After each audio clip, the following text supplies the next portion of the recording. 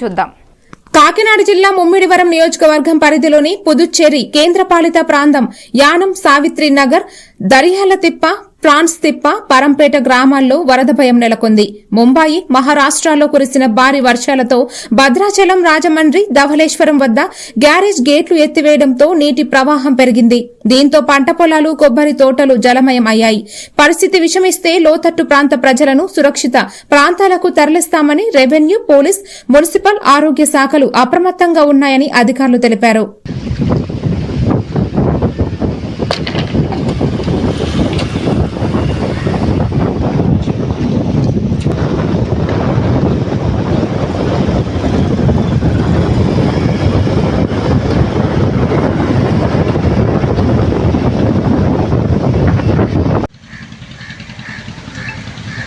పయ్యంగుప్పిట్లో Yanam island 3లో అగ్ని ప్రమాదం. AGC gas లైఫ్ని దిగుతూ అకస్మాత్తుగా ఎగిసిపడ్డ అగ్నిశీలం ఎమ్మెల్యే ఇచ్చిన స్థానిక డ్రైవర్ ఉద్యోగ వాళ్ళు నిలిపివేయడంతో